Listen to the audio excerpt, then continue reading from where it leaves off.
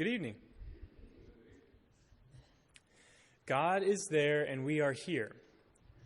I think that's the default of how we think about God, and for good reason. It's known as the doctrine of transcendence, that God is above, that God is other than we are. Passages like Isaiah 40, verse 22 point to that. It talks about how God sits above the circle of the earth and how the inhabitants of earth are like grasshoppers to him. So God is there, and we are here. But over and over and over again in the pages of the Bible, from the beginning to the end, that paradigm gets flipped on its head. Because over and over and over again, God is here. And he does it in surprising ways. I mean, it starts on page 1 of the Bible. Speaking of surprising, when God creates us, he creates humans in his own image, right? Genesis 1, 26 through 28. He creates us in his image. We humans image ourselves all the time, whether we're taking a selfie or whether we have a baby, whatever it is, we image ourselves. But when God does that with us, he creates this intimate connection with us, where in a sense, he is present here on earth in us. We are his image on this planet. And here's the thing about an image. It can be good or it can be bad. When I take a photo of something beautiful, it can be great. It can be crystal clear. But I don't know if you've ever done this. I have done it more often than I care to admit. And I feel super incompetent every time I do it. But you take a photo and you look back at it later and you're like, man, that was blurry. That was so much prettier than it looks in this photo. Or my thumb is in the corner of it. Or something, something's in the corner that I just wish I could get out of it. Because it doesn't communicate accurately how beautiful that sight was. That's with an image. It can be good, it can be bad. You leave a Polaroid out in the sun, it's going to fade. That's just kind of how images work. And that's kind of what happens in Genesis 3, which is kind of page 3 of the Bible. After we're created in God's image, on the page 3, Genesis 3, we mess up. Us humans choose badly. We make a bad decision. And we don't reflect God accurately. So there's an aspect to being God's image that we can never take away from. All of us, every human on earth, is created in the image of God. There's no taking away the worth, the value that gives to every single one of us. But we can image God better or worse. We can look more or less like our Creator. So in Genesis 3, the first humans in the story Genesis 3 make a bad choice. They don't look like God looks. They try to become God rather than imaging him. And in doing that, they blur the image. It's not as high quality as it should be. And really, that's a good word for it. They blur the image. Because we tend to like lines that are crisp, that are clean, that are identifiable. We like it because it makes us feel comfortable. It makes us feel like we are in control. But there are some things that I think it's important for us to admit about them, that we are just human. I'm not God. You're not God. We're created in his image, but we're not God. So there are some things that we're not made to grasp comprehensively. And one of those things is the fact that God is one in three, that God is three in one, that our God is a triune God. This is an incredibly profound mystery. And by the way, when I say mystery, I mean more so than something that we can never understand, something that we can endlessly understand, that it's a mystery that invites us into discovering God over the course of our entire lives. That's the kind of mystery that I mean when speaking about the Trinity, that we're going to seek after this God. But this is a great mystery. And there's a long-lost cousin that I think is related to it that is useful and important for us to talk about. So not only is God triune, it's not only is he three in one, one in three, but the question for me is, how does that God work in our world? How does he operate in our real lives today? What does he have to do with the world as it is? I want us to turn together to Exodus chapter 3 and begin to explore this question.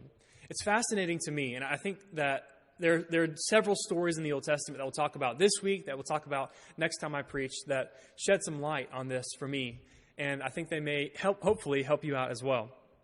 In Exodus 3 is this story of the burning bush. You've probably heard about it if you grew up going to any kind of vacation Bible school or Sunday school. You've probably heard the story of the burning bush, the bush that's on fire but never goes away. So it's Moses who's here. God is speaking to Moses from the bush. Remember that God's people at this point are in slavery in Egypt. And God has seen, he says in verse 7, I have surely seen the affliction of my people who are in Egypt. Dropping down a little bit farther, he says, I have come down to deliver them out of the hand of the Egyptians and to bring them up out of that land. Dropping down a bit more, he says, I have also seen the oppression with which the Egyptians oppressed them. So notice, over and over again, verses 7 through 9, God says, I have seen, I have come to deliver, I have noticed what's happening here, and I'm going to do something about it. But then in verse 10, this kind of flips. He says, come, I will send you to Pharaoh, that you may bring my people, the children of Israel, out of Egypt. Wait, he says, I'm going to do it. I'm going to do it. So now Moses, you go do it. You'll see what just happened there. It's a little strange. It's maybe not what we would expect from this narrative. So what happened? Well, this is one instance of many where God breaks the clean simplicity of God is there and we are here, where he changes that. I would not deny that statement, but it's more complicated than just that plain, simple phrase. And God shows us that here for one instance. So God is going to save his people, but Moses is how God is going to do it. God will save his people by Moses saving his people, and Moses will save his people by God saving his people. There's an interesting overlap because hypothetically, couldn't God just come down in this amazing pillar of smoke and convince Pharaoh to let his people go, and then that's that, right? Hypothetically, God sure seems like could do that, but he doesn't. He chooses to work through a human. He chooses to work through Moses. This creates a category in our minds as we read through the Bible. And I think once we have this category, you'll notice that the number of stories where God works independently of a human here on earth, we can probably count them on the fingers on one hand. Really, they're mostly in the very beginning part of Genesis 1 and 2, where God creates humans. Throughout the rest of the Bible, almost always, God works through us. He works through people like Moses. And in fact, sometimes things are said about humans that are also said about God himself, and vice versa. Looking a little bit later, Exodus chapter 6, also still talking about Moses, because Moses is a great example of this. Exodus 6, beginning in verse 5, we find another really curious instance. God is speaking. He says, I have heard the groaning of the people of Israel, whom the Egyptians hold as slaves, and I have remembered my covenant. Now he's speaking to Moses, and he says, say therefore to the people of Israel, I am the Lord. Notice what's happening here. He's speaking to the Israelites through the person Moses. Say to the Israelites, I am the Lord. This is like me getting up here and saying this to you. I am the Lord. That's weird, right? I Daniel, am not the Lord. But this is the image that we're getting here. I am the Lord, and I will bring you out from under the burdens of the Egyptians, and I will deliver you from slavery to them, and I will redeem you with an outstretched arm and with great acts of judgment. I will take you to be my people. I will be your God. You shall know that I am the Lord your God. He continues. But God says through Moses here, I'm coming to save you. I'm coming to change this. I'm coming with my outstretched arm. It's a figure of speech that talks about how mighty God is. I'm coming in power. I'm coming to save you with my outstretched arm. Now look at verse 1 of chapter 7. God says to Moses, see, I have made you like God to Pharaoh. Now, the word like is not there in Hebrew. We don't want to read too far into this. Of course, Moses is not God. But also, we don't want to read too little into this because there's something happening here. Something special is happening between God and Moses. God is doing something through Moses. You can see that in chapter 3. You can see it in chapter 6. But also, most of the 10 plagues start off with something like what you find in verse 17 of chapter 7. Thus says the Lord, by this you shall know that I am the Lord. Behold, with the staff that is in my hand, I will strike the water that is in the Nile, and it shall turn into blood. So this is Moses speaking. Moses is a regular human like you, like me, and he's saying, hey, I am the Lord. This is my hand. This is the Lord's hand. I am the Lord. And verse 20, he does what God says God is going to do. In the sight of Pharaoh and in the sight of his servants, Moses lifts up the staff and he strikes the water in the Nile. So Moses, the human here, is being presented as a stand-in for God himself.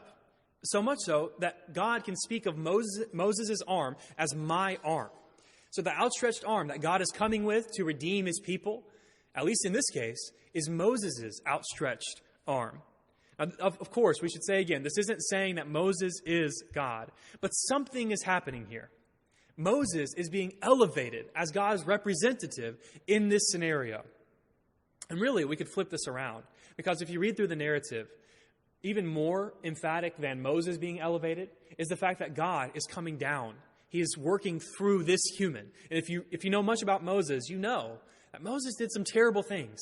He has done, he will do some terrible things. But God is so committed to his people that here he is. He's working through Moses.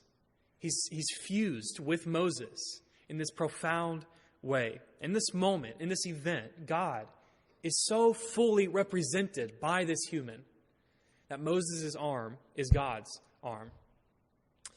Turn to Exodus 32, and I think you'll see some more of this that is so interesting to me. In case you hadn't noticed, this sermon might be a little bit more on the textual, doctrinal side.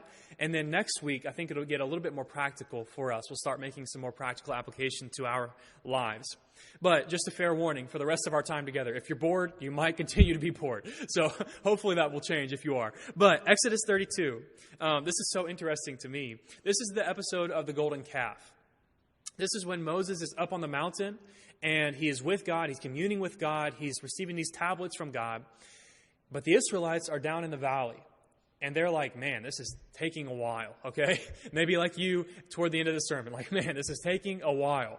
And they give in to their temptation. They set up a golden calf. They start worshiping this cow made of gold. So Moses comes down from the mountain, and he's like, what in the world are you doing? What have you done? And in verse 30, he says to the people, you have sinned a great sin. And now I will go up to the Lord.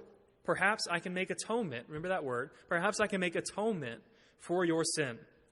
So Moses returned to the Lord and said, alas, this people has sinned a great sin. They have made for themselves gods of gold.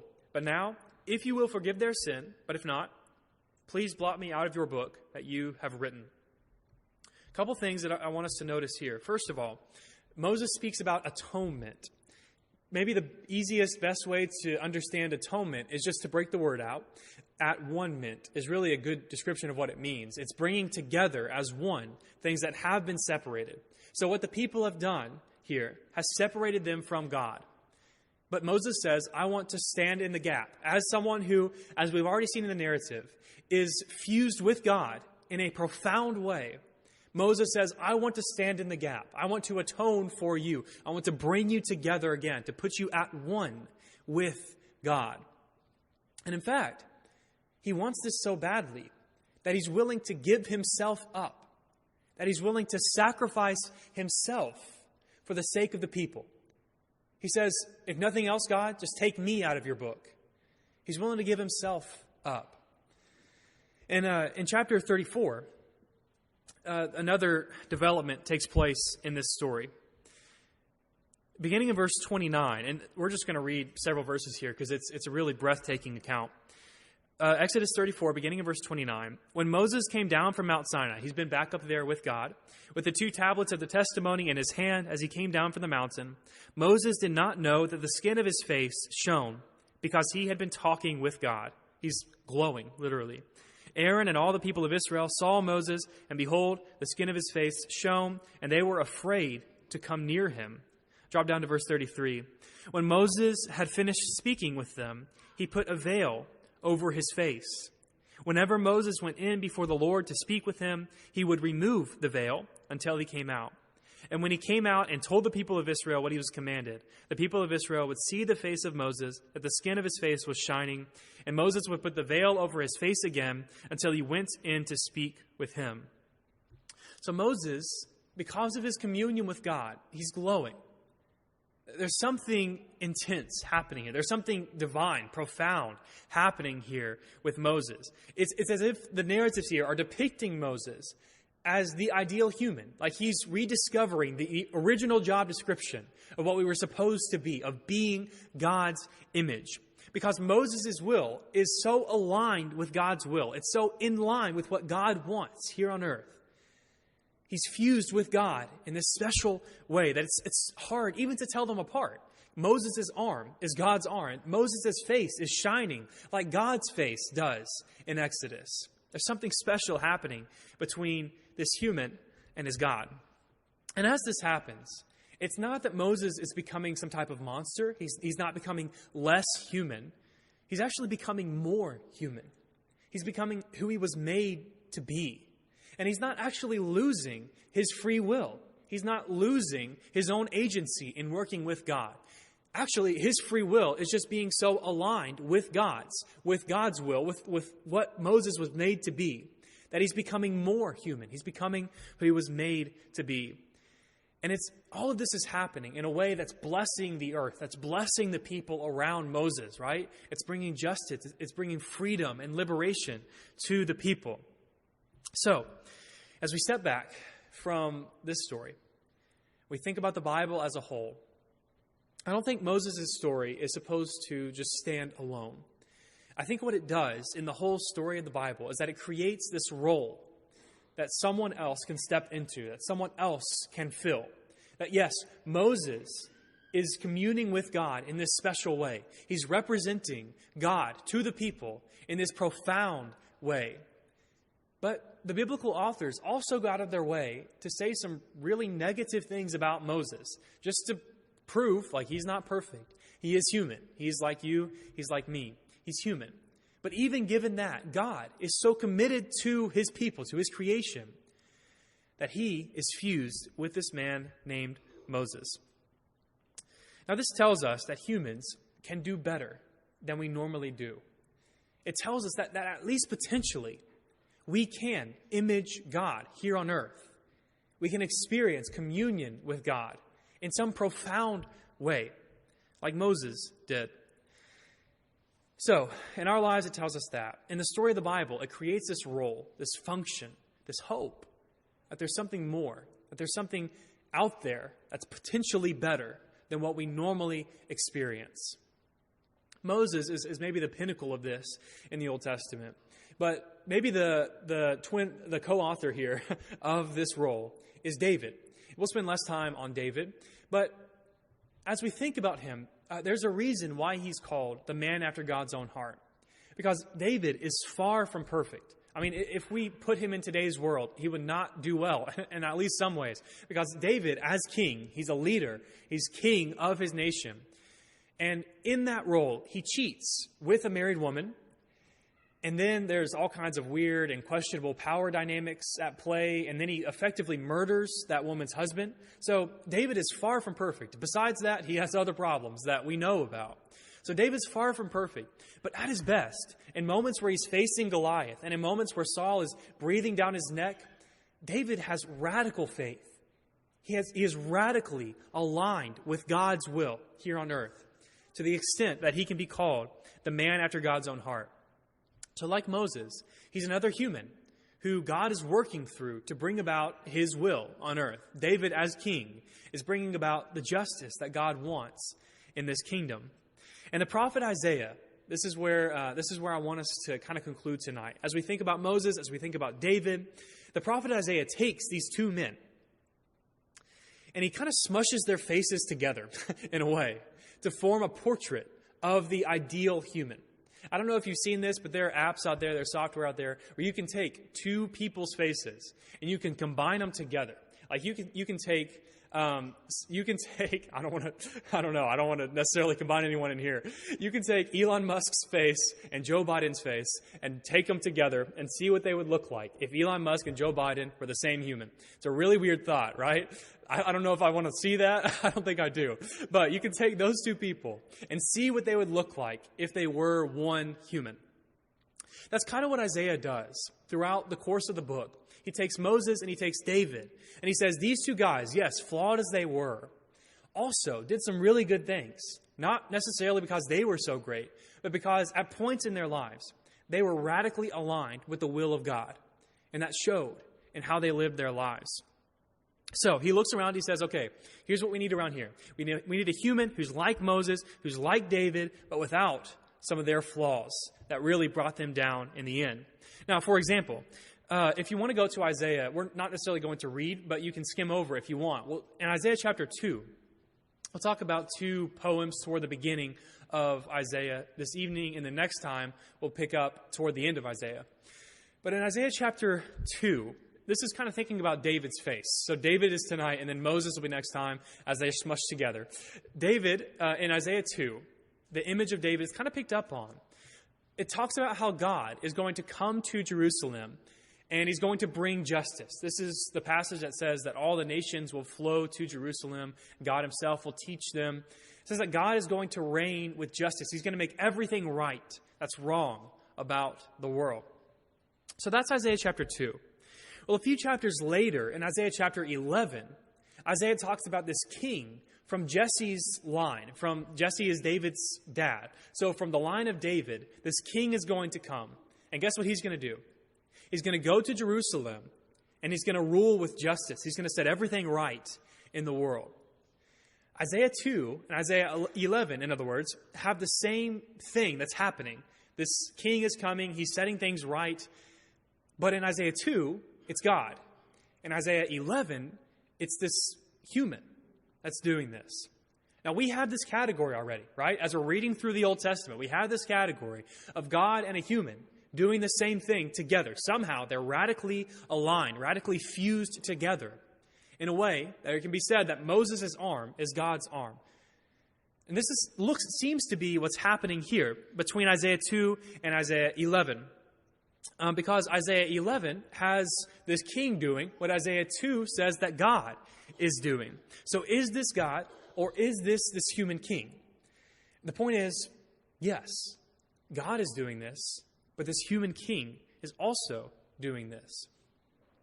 In the chapters in between Isaiah 2 and Isaiah 11, Isaiah gives us a little bit more information about this king who's going to come. And among other things, he calls him Emmanuel, which means God with us. God is with us, Emmanuel. So he calls him that. He also calls him, among other things, the mighty God. Now, those are two big statements, two weighty titles to attach to any human. But Isaiah does it.